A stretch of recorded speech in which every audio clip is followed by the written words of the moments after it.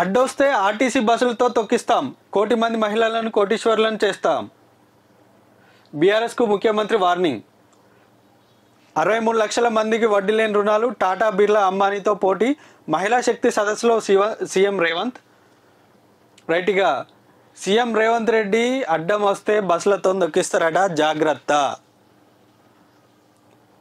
ప్రజలకు, తెలంగాణ వాళ్ళకి, బీఆర్ఎస్ వాళ్ళకి కానీ సామాన్య ప్రజలకు కానీ నేను ఒకటే చెప్తున్నా, అడ్డం పోకుర్రి. అడ్డం పోతే ఆర్టీసీ బస్సులతో నొక్కిస్తారు వీళ్ళు, జాగ్రత్త. పొరపాటున కూడా అడ్డం పోవద్దు. మీరు పోయిర్రా, మీరు అడ్డం పోయిర్రా, ఇదే ఆర్టీసీ బస్సులతో నొక్కిస్తారు, జాగ్రత్త. ఇది నేను ఇచ్చిన స్టేట్మెంట్ కాదు, గౌరవ సీఎం రేవంత్ రెడ్డి గారి నోట్లో నుంచి వచ్చిన స్టేట్మెంట్ ఇది. అడ్డొస్తే ఆర్టీసీ బస్సులతోని సార్ తొక్కిస్తాడు, అడ్డం పోకుర్రి.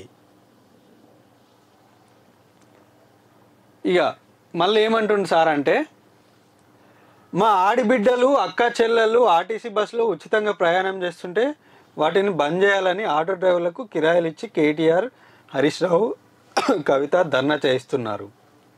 అచ్చా, అయితే నేను ఒకటి సీఎం గారికి డైరెక్ట్, ఇది ఆర్టీసీ బస్ ఎక్కే ఆడబిడ్డలు, అక్క చెల్లెళ్ళు ఎంతమంది ఈ పథకంతో హ్యాపీగా ఉన్నారు? ఒకప్పుడు 30 రూపాయలు పెట్టి టికెట్ కొనుక్కొని పోతే సీట్లో కూర్చునేటోళ్ళు. ఇలా ఆధార్ కార్డులు పట్టుకొని ఫ్రీగా బస్ ఎక్కితే బస్సు దిగేదాకా తెలియదు ఎవరు కొడతారో అని. శిఖలు పట్టుకుంటున్నారు వాళ్ళకు వాళ్ళే, మీరు పెట్టిన పథకం వల్ల. అది మీకు కూడా తెలుసు. ఇక్కడ మీరు ఏమంటున్నారు, ఉచితంగా ప్రయాణం చేసి వాటి ఆటో డ్రైవర్లతో కిరాయిలు ఇచ్చి కేటీఆర్, హరీష్ రావు ధర్నా చేయించుతారట. వాళ్ళు ధర్నా చేయించుడు కాదు సార్, వాళ్ళు ధర్నా చేస్తుంటే వాళ్ళకి సపోర్టివ్గా వీళ్ళు పోతున్నారు.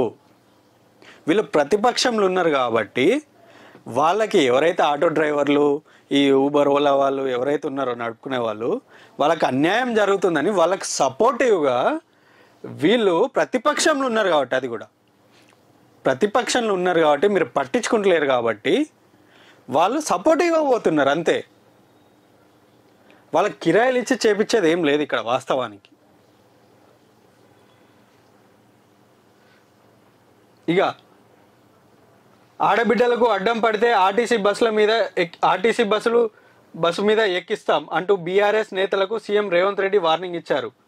మంగళవారం నిర్వహించిన మహిళా శక్తి సదస్సులో మాట్లాడిన ఆయన, మహిళా సంఘంలోని 63 లక్షల మందికి వడ్డీ లేని రుణాలు అందిస్తామని ప్రకటించారు.